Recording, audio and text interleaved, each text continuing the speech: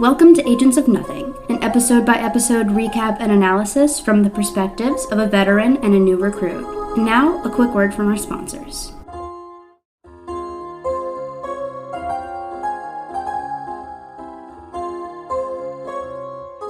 Good morning, Agents of Nothing, and welcome to our Agents of S.H.I.E.L.D. podcast. We are your commanding officers. I'm Mariah. And I'm Caroline. And today we're going to be talking about Season 1, Episode 14, T.A.H.I.T.I. Yeah. So, Caroline, how was your week? Well, it was pretty good. Last weekend, I got to go home to Baton Rouge for a day.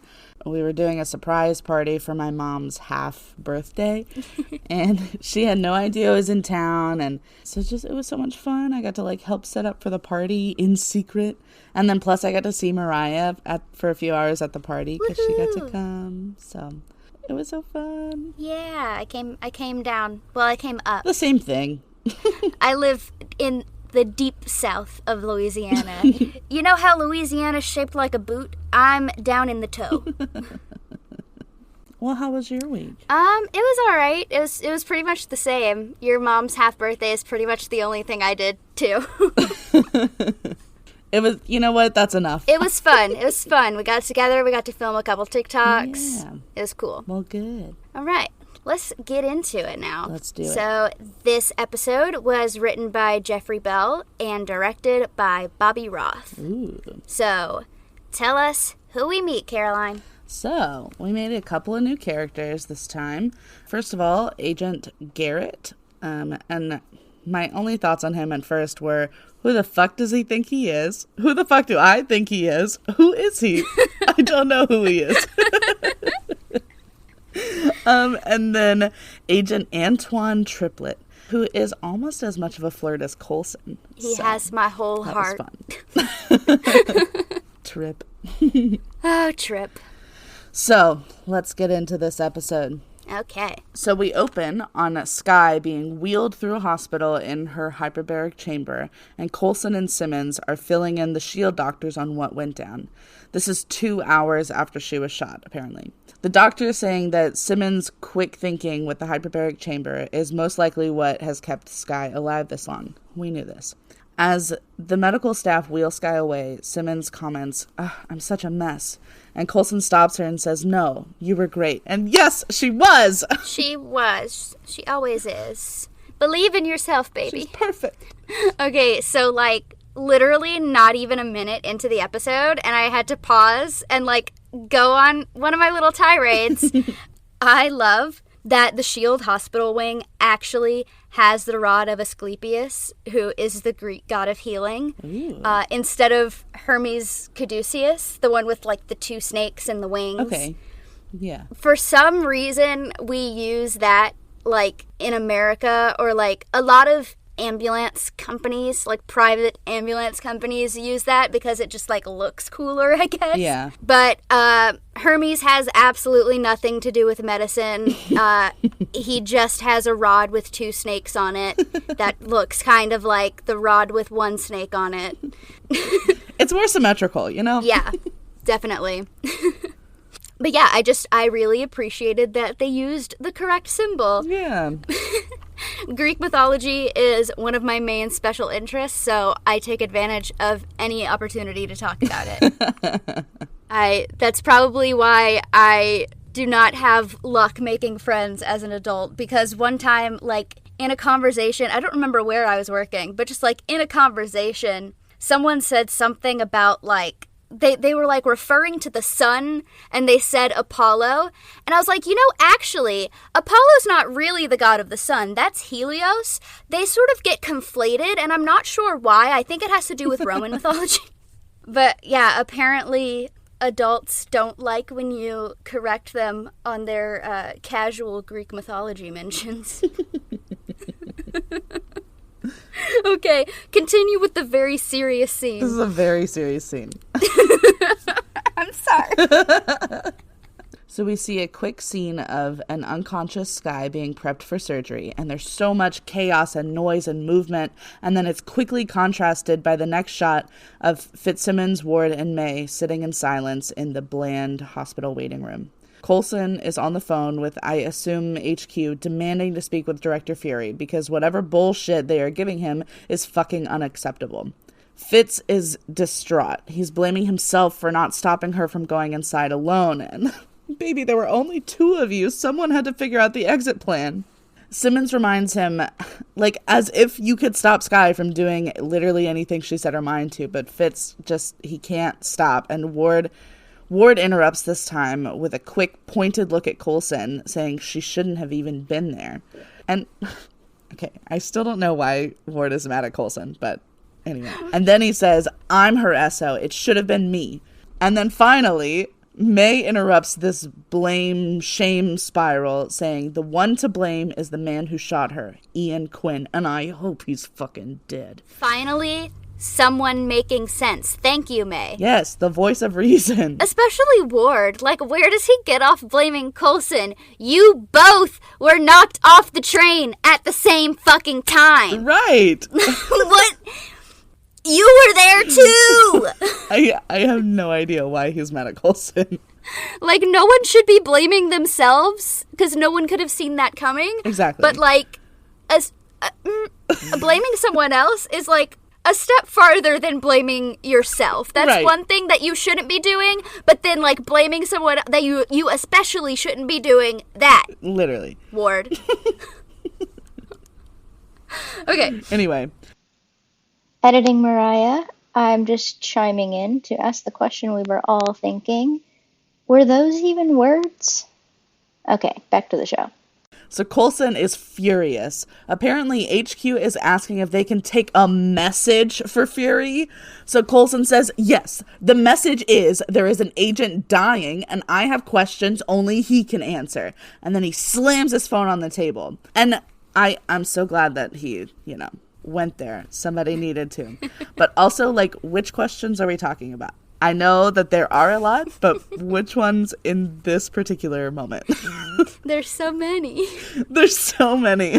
Whenever I say there's so many, I think of the song from Hamilton where there's a line that goes, but there's so many of them. And I think of that every time. There's so many of them. But there's so many of them. Okay, serious scene. We can't be serious. We're allergic to it. We can't. I get a rash. You do. So after a while, the doctor comes back out to give the team some bad news. Skye is not doing well. She's on life support, and because of how the bullets perforated her organs, the damage is too great to be able to help her anymore, and Coulson now has to make the decision to keep her on life support or pull the plug. Everyone is stunned for a moment. And Coulson says, so you're saying there's nothing else to be done? And the doctor says, I'm saying it's time to contact her family and tell them to get here as soon as possible. But Coulson just says, we're her family. The doctor offers her condolences and then leaves the team in a stunned silence. Everyone freezes right where they are, except May. May goes straight to Ian Quinn in the interrogation room on the plane. He's cuffed to the table and she bursts in the door. And before Quinn can get 3 douchey words out, she slams his head into the table and rips the chair out from under him. So he's like dangling on the floor. And he starts to say, no, you can't. And she's like, why? Because you're defenseless like she was? And then just starts wailing on him. Fucking finally. I could watch hours of Ian Quinn getting punched in the face. That was immaculate. These were my stream of consciousness voice-to-text notes while I was watching the episode. And I want to, add that Aaron walked into the living room as I was talking into my phone and saying this. So I was like, oh, hell yes, May. Oh, my God, I love seeing her just beat on him. Yes! Break his face in! Like you're watching a wrestling match. Yes! I just, have my phone, up to my mouth. I'm just like, yes, May, get him! So she only stops because Coulson and Ward interrupt her.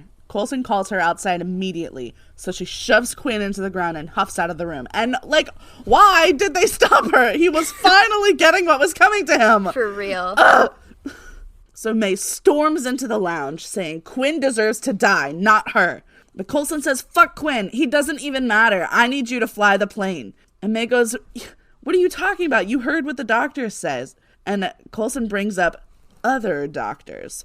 There are doctors who brought me back from the dead. If they can do that, I'm betting they can save Skye. And like, Coulson, like, you're still not over what those fucking doctors did to you. And now you want to do that to Skye? Like, I know that she's dying, but is this the way to save her after all the turmoil that it's put you through?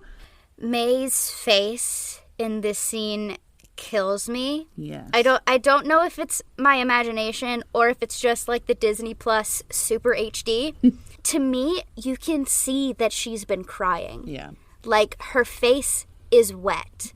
And just like when she yells like Quinn deserves to die, not her, the pure rage and devastation in her voice, like, she is so angry. I'm like crying talking about it. It was, yeah, she's excellent in that scene.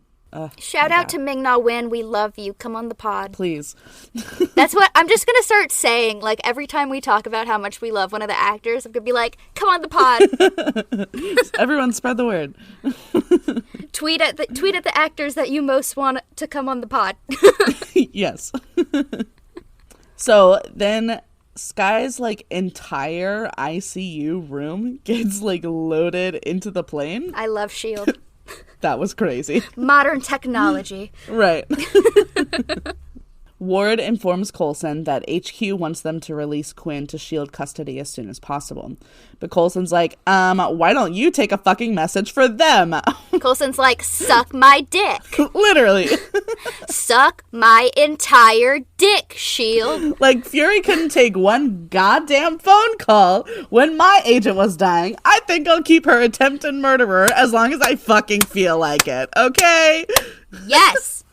So Ward asks if Coulson is sure about taking Skye to Bethesda, which is where Coulson's file says that he was taken after New York. And Coulson decides to finally tell the rest of the team at least a little bit of what happened to him. Fitzsimmons are in disbelief. Simmons says that what Coulson's describing is medically impossible. I'm like, okay, but how many times did they do things that are scientifically impossible? Like what? Medicine is where they draw the line for the possible? Okay. But Coulson just throws down his gigantic file and orders the two of them to read it, regardless of their clearance level. Coulson tells them to reach out to Dr. Straighton if necessary. He should be eager to answer any questions you may have. Like, damn, I guess Coulson really put the fear of God in that man. This was the point where I realized I've been pronouncing Straighton wrong this whole time. I'm so glad it was. I heard Straighton and I was like, who? Straighten, not Straighten. Yeah. Got it. Cool. We'll say it right from here on out. Maybe. Maybe, probably not. I can't make any promises. As long as we don't see it written, as long as we're hearing it, then it'll probably be okay. I'll just write it as, like, the word straighten. Yeah. As in, like, straighten your hair. Yeah. So Fitz says, what about Tahiti? Fitz. Baby. You mean you didn't go? Right. I thought you went on vacation. I hoped you would have resort recommendations. Coulson just says, it wasn't so magical after all. Just false memories to cover up what was done. And I still want to know, like, why did they program him to say it's a magical place like that, though? Like, I get it, it's false memories and stuff. Like, okay, fine.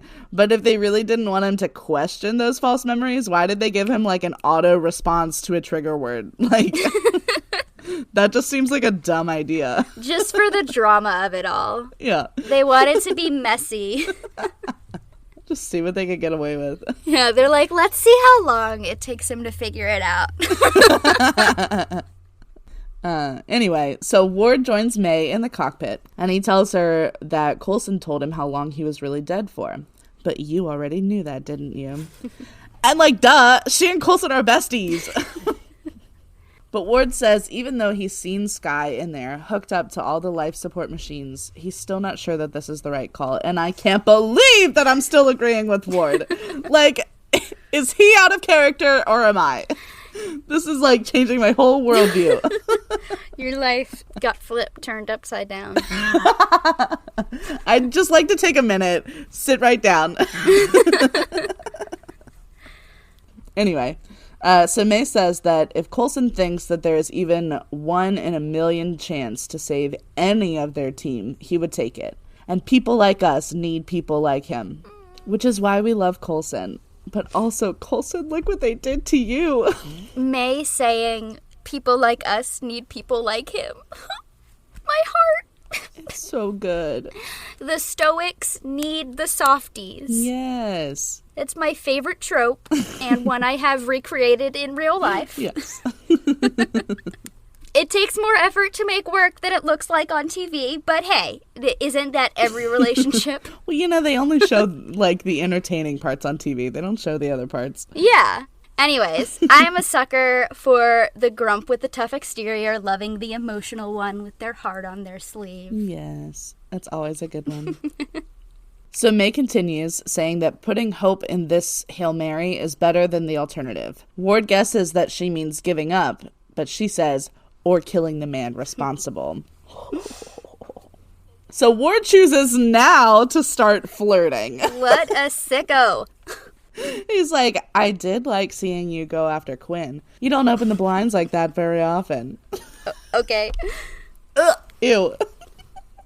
May accidentally lets out like a small almost smile as the radio comes on, and an air tower informs them that S.H.I.E.L.D. knows that they've disobeyed a direct order, and they're ordering them to respond immediately. And then 3 other planes show up, flanking them on either side and one above. May responds asking for orders on how to proceed, and they say, prepare to be boarded and relinquish control. Like, boarded? They are in the sky. How the fuck are they gonna do that? And also, no. No, thank you. So Coulson starts spitting facts. All the other war and chaos in the world, and they choose to send planes after us? Get your priorities straight. What? So the smaller of the planes connects to the bus mid-flight.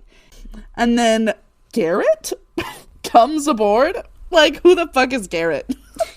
He comes at Coulson a little for not following orders, even though Garrett is apparently like the king of not following orders. But he just likes this one, apparently. He likes the order to take Ian Quinn to the fridge, so he's just gonna do it. Bill Paxton, R.I.P. legend. He played the shit out of this role. He did, for sure. He's amazing. The comic book version of Gone Jarrett. Gone Jarrett. They're Gone Jarrett.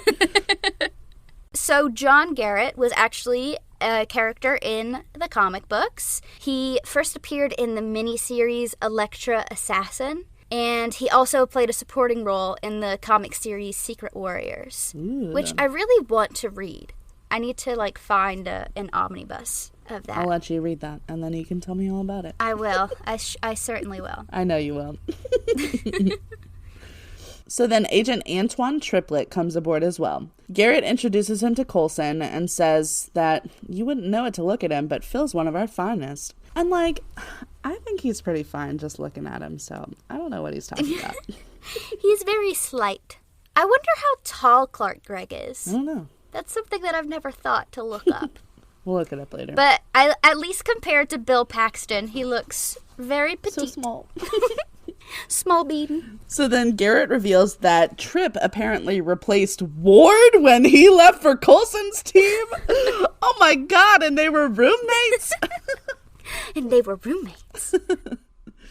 So Coulson asks, what's the real reason Garrett was the one that they sent to pick up Quinn out of everyone else? And Jesus, this is literally a bad blood situation. Like, stealing an employee out from the other one? But apparently, Garrett has also been chasing Quinn ever since Malta, which only Skye was able to do, so Garrett should be on his damn knees thanking her and doing everything possible to help save her instead of slowing them down. And that's all I have to say about that.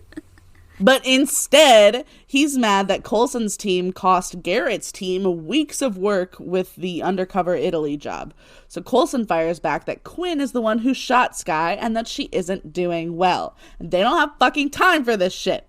So then Garrett's demeanor changes immediately, and he asks if they know for sure that Quinn is the one who pulled the trigger. Coulson explains how Skye infiltrated Quinn's compound in Malta, and that he must have taken that personally when he saw her in Italy. Garrett is surprised that Quinn didn't just pay someone else to pull the trigger, but he seems to understand because he's lost 3 members of his own team trying to chase Quinn. So Coulson says, "So you understand why I can't give him to you?" And Garrett nods and says, "Because if she doesn't make it..." And, like, if she doesn't make it, what? Does that give them legal warrant to retaliate? Like, what does that mean? Let's be real. As much as I love this show, it super duper propaganda. Oh, absolutely. When does S.H.I.E.L.D. ever give a fuck about legality? Never. Like, an agent kills someone they're not supposed to, and they're like, oopsie, I just really wanted to kill them. And S.H.I.E.L.D. is just like, you little scamp, you're so silly. Don't let it happen again, okay? Right, literal slap on the wrist. Barely. Right. So Trip explores the rest of the plane and runs into Ward. And god damn it, why is Ward still hot?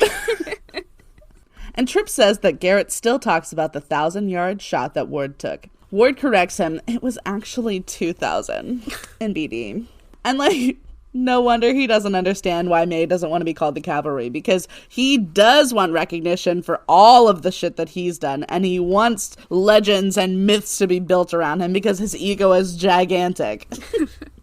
So Trip laughs it off and changes the subject to their Playboy-style jet. Ward clearly does not like this guy, probably because Trip wasn't fangirling hard enough over Ward. It's okay, Ward. We think you're hot sometimes. Trip asks how Coulson managed to swing such a sweet ride. And Ward says, he died. And Trip goes, that's tight. I love him. That's tight. That's my favorite line of this whole episode. I love Trip so much. So Trip changes the subject again, saying, so you want to point me to the box you're keeping Quinn in? And Ward's like, no. No, thank you. And Trip says, come on, man, you know how this works. Garrett used to be your SO too. And Ward says, why don't you remind me? That was so unnecessarily horny, Ward. Jesus Christ. Now kiss. Yes, literally. So Trip says that he's under strict orders to get Garrett whatever he wants. But Ward's like, tough. And then Trip gets in one more dig at their fancy plane, and then they start fighting. And why does Ward fighting make me laugh every single time? Ooh, the girlies are fighting. Yes. So Coulson and Garrett come in just in time to call them off and announce that they've come to an agreement. Garrett convinced HQ to let him interrogate Quinn on the plane while they make their way to Bethesda. He brags about being a real sweet talker. You wouldn't believe the things that I could talk this son of a gun into at Ward. What the fuck? And then the look that Ward gives in response, they definitely fucked. To quote Supernatural, you can't spell subtext without S-E-X.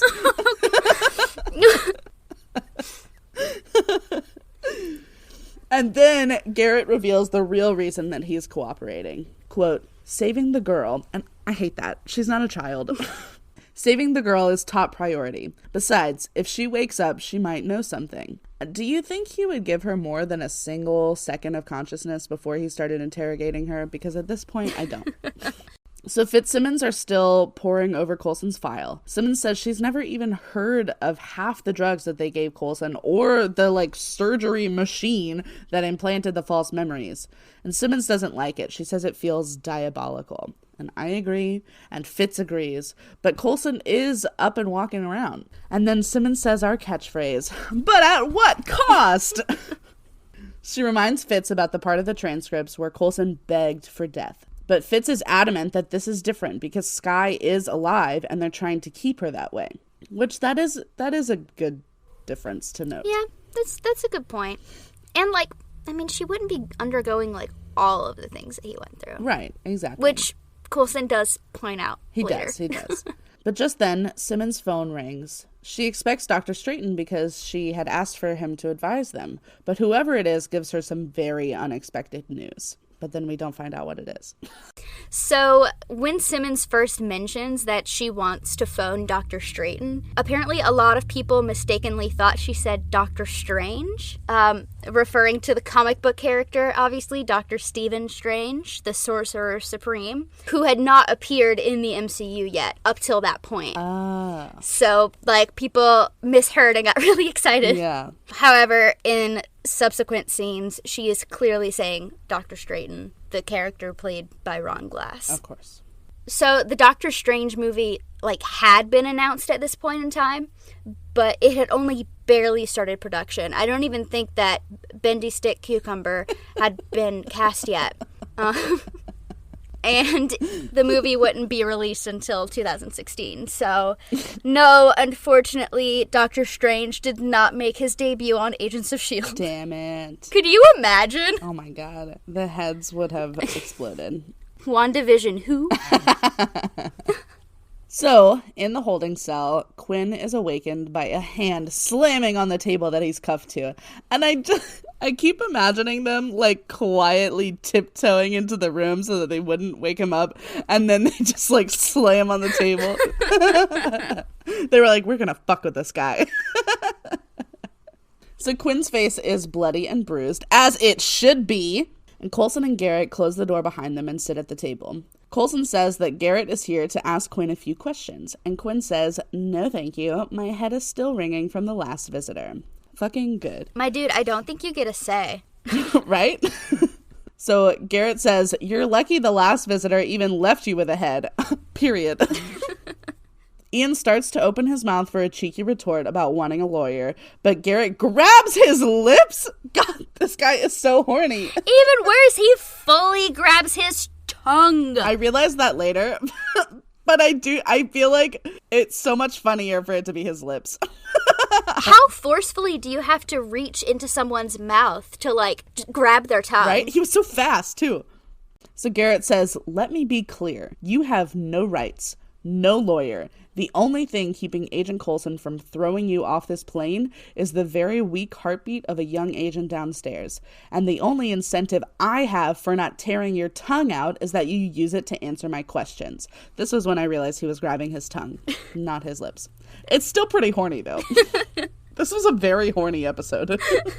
So Ian enthusiastically agrees. And Garrett's first question is about Cybertech and the Deathlock program. And he roasts the name Deathlock when Cybertech is right there. I mean, come on. But he calls it an 80s wrestler name. But Quinn doesn't want to talk about Deathlock. He taunts them, saying, that's dangerous waters. The last agent that waded into them wound up with 2 in the stomach. Oh my god. Like, you are testing your fucking luck, dude. Yes. Like, you just got the shit beat out of you, and, like, someone just grabbed your tongue, and you're like, I'm gonna get this little dig in. Right. Fucking asshole. Hello? You're not smart. He's so dumb. And so Coulson lunges at him, but Garrett holds Coulson back and then backhands Quinn. And he has, like, the weeniest reaction to being hit. He was like, Ew, you hit me. What a deeb. Such a fucking deeb. So Quinn says, so she's still alive. And Garrett says, yeah, and you better hope she stays that way, or we're gonna wreck you, motherfucker! Maybe I added that. I don't remember. Yeah. Coulson asks if Ian shot Skye because she saw the tech that Cybertech had delivered. But Ian says that he only shot her because the clairvoyant told him to. What? You know, I don't think I like this clairvoyant guy. I think he's bad news. You might be onto something. Yeah. You heard it here first, folks. Yeah. Yep. So then May rushes to the lab because Simmons called her. Simmons says she just got off the phone with the trauma center in Bethesda, and Dr. Straighton has gone off the grid. Dr. Strange went off the grid? Oh my goodness. And, like, fuck, isn't that what Coulson told him to do? Like, God damn it. God damn you following orders. Terrible timing. So May says that they can just find a different doctor there who operated on Coulson. But apparently, none of the operating rooms or doctors involved in Coulson's treatment even exist. They were never a part of S.H.I.E.L.D. And, like, who was lying to who, though? Like, did someone lie to Dr. Straighton? Did they lie to whoever put Coulson's file together? Did they lie to Dr. Fury? Like, what the fuck? You said Dr. Dr. Fury, director. It's so convoluted. My brain is exploding. So back in the holding cell, the interrogation is continuing. Garrett is surprised that a billionaire like Quinn would believe in a psychic. But Quinn says it was a mutually beneficial relationship. Can I just say that, like, there's definitely plenty of billionaires that believe in psychics. Right? Like, I have definitely heard of, like, powerful people making decisions based on astrology. Yeah. Which, like, people who, like, rag on astrology, that's, like, their main argument against it is that, like, powerful people use it to make decisions sometimes. And I'm like, listen, astrology didn't cause them to be stupid. Right? That's not astrology's fault. No one told them to do that. They decided. Let them be responsible for their actions. Like, just because someone told you to do it doesn't mean that, like, you now have to. You can be told to do something and then be like, that doesn't seem like a good idea. Maybe I'll do something else. Yeah, these people made important decisions, like, based off of astrology and shit. But astrology and tarot and, like, all those other sorts of, like, mystical things, they pretty much, like, are what you make of them. Like, you are going to interpret what you want to interpret anyway. So they would have made those decisions anyways. Right? Why are we blaming the stars? Because you're stupid. Anyways, continue. We're talking about the clairvoyant. So Coulson speculates that whatever the clairvoyant has over Quinn must be pretty terrible for him to agree to shoot an unarmed woman. Coulson said girl, but as I said earlier, Sky is not a child. Quinn just says that he learned very quickly that disobeying the clairvoyant was not in his best interest. The clairvoyant sees everything except what happened to Coulson. And then Coulson finally figures out the motive. The clairvoyant only knows that Coulson didn't know how he was saved. But if they were to kill Sky, Coulson would do everything in his power to save her, including bringing her to the place that saved him. Which means either the clairvoyant sees exactly how to bring someone back from the dead, or Coulson would have to choose to let Sky die. And we all know that is not going to happen. So back in the lounge, May and Simmons are telling Coulson that the place in Bethesda wasn't real either. Coulson wonders if maybe the doctors did exist, but somewhere else. He says, this is S.H.I.E.L.D. There are always secrets. But Simmons says that's exactly what she's worried about. With all of the experimental drugs and mystery surgeries that they performed, Fitz and Simmons only understand about 70% of Coulson's file. And May brings up that even if they are able to find this top secret location and replicate these impossible procedures, that still leaves one obvious question. Jurassic Park knew it, we know it. Whether or not they should. Yeah. Coulson says that they don't have to submit Sky to everything that he went through. He just hopes to find some miracle drug or treatment that would be enough to keep her alive. And so he says, figure it out. Simmons takes her order and goes. May agrees that they need to do everything humanly possible to save Sky, but she acknowledges that doing so gives the clairvoyant exactly what they want. But Coulson is firm that that's a risk that they have to take. So Fitz comes to check on Simmons, who is checking on Sky. Simmons says that the only thing she can find that is remotely promising is a drug called GH325, which apparently started Coulson's wound regenerating within minutes. But there's no telling where to even start looking for it. And that's where Fitz comes in. Fitz to the rescue. Woohoo. In the lab, Fitz has set up the echo chamber. Somehow, Fitz's contact gave them remote access to the S.H.I.E.L.D. vault, basically, from which they can find any S.H.I.E.L.D. file or purchase order or travel plan that they want to. They start opening all of these endless virtual files looking for anything that could possibly help. The hologram file cabinet has always been so cool to me. Yes. I love it. I love those graphics. It was incredible. I wonder, like, if the swipes that Ian and Elizabeth had to do were, like, choreographed. Right. I don't know. That's a question for Elizabeth. Elizabeth, come on the pod. Elizabeth, come on the pod. Ian, too. I know Ian won't because he's, like, a hermit. Damn it. Somebody call him. Who has his number? I know one of you do. One of you has to. One of you has to. Statistically. Anyway, so they find a collapsed World War II bunker that is technically an unsanctioned S.H.I.E.L.D. facility called the Guest House. guest house, like GH, like the drug. And the only other person who has opened the file was a level 10, which means it had to have been Director Fury. Is he the only level 10? I think so. So they find the file on it, and at first it seems like it's encrypted, and the only person that they know who could crack it is on life support downstairs. But then Fitz realizes that it's not encrypted, it's just like a binary code version of a map, or a picture, like a 3D interpretation of an image of mountains. It's so cool! So May gets them to the guest house island, and Coulson, Ward, May, and Fitz are all loading up with weapons and armor. Simmons is prepping Skye for transport, and Garrett and Tripp are gearing up as well. Ward asks, what if the people down there don't want to help Skye? And Garrett holds up a big gun and says, I'll say pretty please. Okay, I like Garrett. So Coulson gives out the rest of the orders to Fitz about being in contact with Simmons so she knows when and where to transport Skye. Then the men head out without May for some reason. And the guys walk over to the very modern front door and ring the doorbell. The guards inside give them a coded question. How was the drive from Istanbul? But no one knows the right response. It's not even one that they've ever heard before. So Coulson tries to just appeal to their empathy, but they just repeat the same question. Coulson tries one more, stressing that they need dire medical assistance, that this is life or death, but they just repeat the question again. So Garrett shoots the security camera, and Fitz gets to work on the buzzer lock thing. Guess it's pretty please.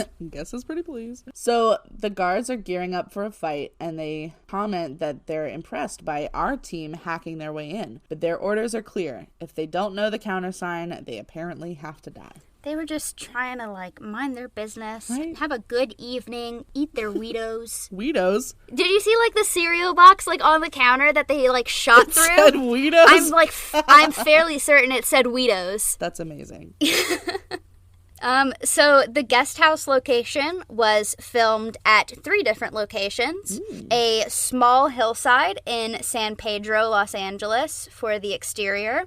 A water treatment plant for the entrance to the compound, and then on a set for the interior. Nice. That's cool. It's, so interesting, how many moving parts go into essentially, not one scene, but, one location, you know? Yeah. And, all of those were obviously shot days apart. Yeah. I know that that's the case with, all TV shows, but shut up. It doesn't stop being amazing. Right? It doesn't stop being amazing that I can't tell that it wasn't the same day. Right. That, the emotions just flow through to the next scene. It's fuck. incredible. Actors, you guys are awesome. Keep it up. And editors, because the editors are the ones. Oh, yeah. Really Yeah, for sure. Because you got to choose the right take. Yeah. That, fits best. And then, you know what, everybody, because the directors have to, already have that vision for it. Yeah. And then decide, each individual piece of it. Yeah, and you, have to, describe, okay, in this scene, I want you to say this way. Right. You know, hot take, but actors and directors and stuff and, people that work in Hollywood, they're pretty talented. Hot take. I don't know if anyone said that before. I feel like that's an unpopular opinion. I feel like that could be controversial. Maybe I should cut it out. No, keep it in. Be brave.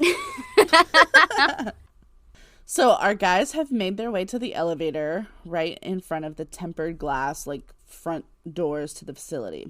They all jump down through the elevator, and Fitz tries to come over to Simmons that they're going in, but he doesn't hear anything back. And then his little, it's so cute. It's so sad. I don't mean to be condescending. This is a grown man. And, I feel like this will be condescending to all Scottish people. But maybe it's just Ian specifically. But, something about his voice and his accent just makes everything he says sound fucking adorable. Right. He could be like, I took a shit this morning. You're so cute! Oh my god, stop! Literally, though. Anyway, so Fitz jumps down to join the group, and he lets Coulson know that the comms are down again, and this time it's because they are under so much mountainous terrain. Garrett says that's probably better, so Simmons and May don't have to hear the horrible deaths that they are walking into. A real ray of sunshine, this one. I would hate being around him. Right? It's fun to watch on TV, but that personality, like, Exhausting. makes me so uncomfortable. When you're around people like that say those, like, weird, bizarre, violent things, and they're like, that was a joke. I'm like, it wasn't funny. Okay. I am very scared. I don't want to be around you. Please go away. Anyway, so Fitz, of course, saves the day again. Of course. By breaking into the locks on the doors. The second they all get inside and find cover, the guards start firing. And I love that the guards, like, gave them time to find cover first. Like, that was so sweet of them. So courteous. They are guests, after all. Yeah. So Coulson tries to warn the guards that they are there for medical assistance, but they'll defend themselves if necessary. But he's cut off by more automatic gunfire. Ward tells Garrett that he counts 2 hostiles, and they both rush in, guns blazing. Every single one of them has terrible aim. They're literally just, like, standing still, shooting, and no one is getting hit. The thing is, I don't know anything about how guns and bullets work, or how tempered glass works, but wouldn't they ricochet? Like, someone would definitely get hit. Right? In the butt or something. Look at how my tears ricochet. Just look at them. Exactly. They're ricocheting. Exactly. So Fitz gives Coulson one of the light bombs to detonate so that Ward can see his opposition. And then he makes the shot. One of the guards goes down. Garrett kills the other one, and Coulson tells Fitz to try and get some lights on. As they move through the facility, the guard that Ward hit has moved, but is leaving a trail of blood for them to follow. That's, again, so courteous of him. Just like, I'm over here. I'm over here, you guys. Come find me. We're playing hide and seek. So Coulson and Ward finally find him bleeding out against a wall. Coulson takes his keys and asks where the doctors are, but the guard says that the med staff doesn't stay there. So Coulson asks where they keep the drugs, because the GH325 could help this guy too. The guard doesn't respond to that. He just asks if he knows Coulson. And Coulson says that he's not sure, but he may have spent some time there once. So the guard says, oh, then you know about the timer. The timer? What? Then Garrett yells that they have a problem. The timer is to a bomb rigged as a failsafe in case the guards fail to stop invaders such as themselves. So they have 10 minutes before the whole mountain comes crashing down on top of them. Convenient. That's actually, like, a lot of time considering. That's so like, much time. all things considered? Yeah. Really. So Coulson tells Garrett and Ward to figure out a way to get them all out, while Fitz and Coulson go to look for the drug. Back on the plane, Tripp is trying to get to know Simmons and Sky's relationship. Simmons says that they only go back a few months and they don't really have anything in common. They couldn't be more different. And I beg to differ. Like, they're both white, brunette women who work for a super secret spy organization. I feel like that is a lot to have in common. But Tripp says, regardless, you can't imagine your life without her. He understands her. Sky and Simmons' friendship is everything to me. I love it so much. I feel like it's time for you to know that there is a name for the two of them within the fandom. What is it's Skimmins. Skimmins. I didn't expect you to think it was funny. Why is, like, every ship name in this show so bad? Okay, but you say why. What's theirs? It's Skyward. That's awful. Skyward. Skyward. Oh, okay. I prefer why, because why are they together? Anyway, so Tripp says that he's experienced that too, and that Sky is very lucky to have Simmons. Agreed. He says that if anything bad ever happens to him, he also hopes to have Simmons in his corner. And the look he gave her, Tripp, she has a boyfriend. He's testing the waters. He's seeing, like, he's not coming on too strong. He's just like, I think you're pretty cool. Literally the horniest episode they've had. But May cock-blocks them, thankfully, and informs them that the comms are down. If they don't hear from the team within the hour, May is going in after them. But then immediately, Sky starts coding, and they all spring into action. Back in the guest house, Coulson has found the room that his operations happened in. He gets lost in the horrible memories, then Fitz snaps him out of it. The spooky scoring gets me, like, every time. Yes. There's just something about it. Like, the vocalizations, it sounds so ghostly. So Ward is realizing that the timer is just a clock, and the actual detonator must be somewhere else. But they don't have time to search the whole compound for it, so they go with Plan B. Coulson and Fitz find a biohazard containment vault, and Coulson immediately goes in. They search this biohazard lab and find the T.H.I.T.I, just as Ward comes to give them the 4-minute warning. Coulson sends Fitz to bring it up to Simmons. Fitz hurries away, but Coulson is distracted by something. He sends Ward away, saying he'll be right behind them, and then Coulson goes over to a partially hidden door that has the acronym T.A.H.I.T.I. Fuck! It's so intense. Yes. Oh. Oh. So he opens the door, and it looks like a one-person morgue. Ward calls for 3 minutes left as Garrett and Fitz set up a smaller bomb to blow open the front doors. Ward detonates it with a gunshot, which seems unnecessary, but okay. The thing about it is, on, like, the Goofs page, they, like, had a note that this specific type of explosive would not have been set off by a gunshot. So that makes it funnier now. Yes. So they get Fitz through the doors first so he can get the drug up to Simmons. When Coulson isn't right behind them, Garrett orders Ward to go with Fitz while Garrett goes to find Coulson. In the plane, Simmons is wondering if Skye would even want to be saved this many times. And May says they've come too far to quit on her. And as Fitz's comm finally comes through, telling them to get off the ground immediately, Skye starts coding again. Fuck. So Garrett finally finds Coulson staggering through the halls, and Coulson starts screaming that they can't give Skye that drug. Fitz finally gets to Simmons with the drug, but she doesn't know how much or even where to inject it into Skye. Ward tells May that they need to get into the air immediately or the ground is going to fall out from under them. Garrett and Coulson are finally getting out the doors and heading up the stairs of the facility. They get to the cargo hold just in the nick of time. May is getting off the ground as the mountain is literally imploding underneath them. Whew. So Simmons is injecting Skye with the GH325 just as Coulson runs in screaming for them not to. Simmons looks apologetic as she says, "I was losing her anyways. What harm could it do?" But it immediately starts working. Skye goes from flatlining to a strong heartbeat in seconds. But then her heartbeat starts spiking, and Skye starts writhing on the bed. Nobody knows what's happening or what to do, and someone yells Skye's name. I think it was Fitz, but it sounded just like Dylan Minnette from a few episodes ago. And I know it's a very intense scene, but I was laughing. But everyone is freaking out as Skye is, like, folding herself in half backwards. Someone get an exorcist! Literally. But anyway, according to the wiki page for this episode, that was a seizure. Oh, okay. As quickly as it started, Skye stabilizes and everything is okay.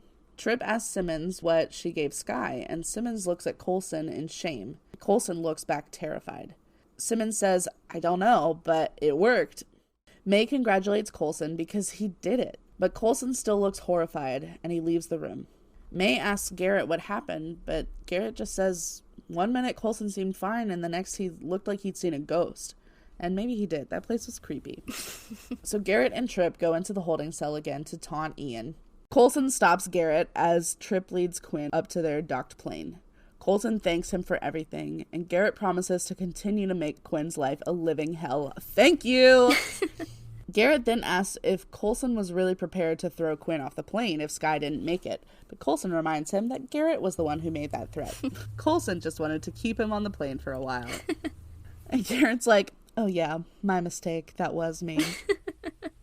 When he's, like, going up and he's like, "Oh, I have a feeling I'll be seeing you again. Tripp has eyes for your biotech girl." Oh yeah. I don't blame Tripp. Nope. I have eyes for her too. She's perfect. Everyone in the world should have a crush on Jemma Simmons, and if you don't, what the fuck is wrong with you? Exactly. If you don't... You're not right in the head. I mean, maybe they're, like, aromantic, which... Okay. I mean, yeah, I guess. I could make an exception, but that's the only exception. So May comes up to Coulson's office later to ask why he wasn't happy about doing the impossible and saving Skye's life. Coulson doesn't respond, so May continues. She heard about him yelling for them not to use the drug on Skye. What made him change his mind? Coulson looks into the distance, and we see what happened in the T.A.H.I.T.I room. Coulson turns on the light and looks around. He finds the GH325 among other GH drugs, and he follows the tubes that they are siphoning into or out of. I couldn't tell. But they lead to a vault, which, of course, he opens, and he pulls out a blue humanoid creature alien thing. And, I couldn't tell if it was regenerating into a full body or if it was cut in half. I literally had no idea what was happening. So I don't think it's a spoiler to say that it was an alien. I think you're supposed to, infer that it was an alien. Oh, okay. So I'm going to go ahead with these fun facts. I was like, is that what Coulson turned into? So creating the alien was a complicated process. It involved discussions with visual effects supervisor Mark Kolpak, friend of the podcast. Hey. Come on the pod, Mark. Come on the pod, Mark. The executive producers and Marvel CCO Joe Quesada. And actually, Mark Kolpak's son Brandon, who is a personal trainer and bodybuilder, actually served as a body scan reference for the alien because they knew that the alien had to be buff. Imagine being so built that you are the reference. You're the reference for the alien corpse, baby. So Jed Whedon thought, that's how they worded it, thought. So, is it or not? So he thought the episode was the most expensive of the season for visual effects. And he said the alien was a sneaky cost beyond simply being a man in a tube. Because, water had to be added digitally, along with, distorting the images seen through, the tube and then the water and, on the other side. Okay. So how did he not know? I feel like you should know that. The wording is very confusing. He's like, it's my personal theory. Right? May pulls Coulson back to the present, and Coulson lies through his teeth and says that he just got scared seeing the place where it all happened to him, and he didn't want her to suffer like he did. But, he says, she didn't. For whatever reason, she didn't. And then Coulson continues to watch Skye, unconscious, on her med bed. And now it's time for the post-content content! So we see Death Valley, California.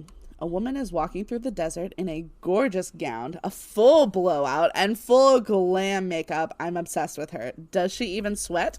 My goodness. She walks up to a podunk motel where a newlywed couple is packing their stuff into their car. The woman comes up and takes a bottle of water from the groom and asks if all of Midgard is this desolate. Midgard? What the fuck is that? Is that a different level of guard than Asgard? If guard means land or people or something, then the as in Asgard means heaven, and then the mid is earth, and then a third one could be Hellgard. I don't know. I like linguistics. It is an Asgardian thing. It does have to do with Thor and that whole thing. Okay. Midgard is Earth. I'm not sure what the other realms are called, but there's Asgard, Midgard. Interesting. And then other stuff. So the man says, I don't know where Midgard is, but we're in Death Valley. The woman asks for passage out of this valley of death to a more bountiful land. He apologizes, but their convertible only has 2 seats. She looks inside the motel office and sees the man's new wife speaking with the manager. She asks if that's his bride. He says they just got married the morning before. So the woman asks, do you prefer her to me? And good for him, he says yes. Yes. He's like, yeah. I prefer Nicole to pretty much everyone. That's why I married her. Thank you. So she inches closer to him and says, loyalty. I admire that in a man. And then she puts her hand on his shoulder and looks deep into his eyes as his face goes blank. And she says, I'm going to need your help if I'm to remain free. I like that she's like, I admire loyalty in a man. And I want you to stop being loyal to her. And start being loyal to me. And suddenly, the two are driving away as his brand new wife, Nicole, comes running out of the motel office screaming for him. And his name was Jimmy, by the way. Poor Nicole. Ugh. I want to know what happened to them after. Right. Does he go back and explain? Does she believe him? Are they still together? Did they get divorced? Did they just, like, get annulled? I don't know, man. I don't know. Anyway, so then clearly under her spell, Jimmy looks over at the woman while they're on the road, and he says, I swear to protect you and keep you safe, but I don't even know your name. And she says, it's Lorelai. Gilmore? Where you lead, I will follow anywhere that you tell me to. We're bringing all of our niche interest into this podcast. For real. Shout out to Gilmore Guys for being the first podcast I ever listened to. And pretty much what we, like, fully lifted the premise of this podcast of a fan and then someone who's never seen the show. Yes. Overall thoughts. So my first overall thought was, I can't believe Lorelai Gilmore is on this show. Oh my god. Also, I was really prepared to hate Agent Garrett, but he was awesome. I loved him. Bill Paxton, he really sells it. I feel like anyone else in that role would have been, like, fucking insufferable. Also, I need Ward to stop being hot. Like, this is ridiculous. I want to go back to hating him. And then lastly, what the fuck was that blue thing? You shall see. Did not like that. So I have some, like, Lanyop fun facts. So beginning with this episode and including this episode, these 4 episodes leading up to the release of Captain America: The Winter Soldier were marketed as Agents of S.H.I.E.L.D. Uprising. Oh. Tune in for Agents of S.H.I.E.L.D. Uprising. It was like a whole event. Interesting. This episode was also nominated for Outstanding Special and Visual Effects at the Emmys, but they lost to the Game of Thrones episode The Children. Ooh. I could not tell you which one that is. I've never watched Game of Thrones, so I don't know either. Mark Kolpak could do Game of Thrones, but whoever did Game of Thrones couldn't do Agents of S.H.I.E.L.D. Oh, never. Absolutely not. Mark, we love you. Come on the pod. Yes. Mark. All right, well, that concludes our episode on Season 1, Episode 14, T.A.H.I.T.I. Teat? Oh, my fucking God, can I talk? Teat.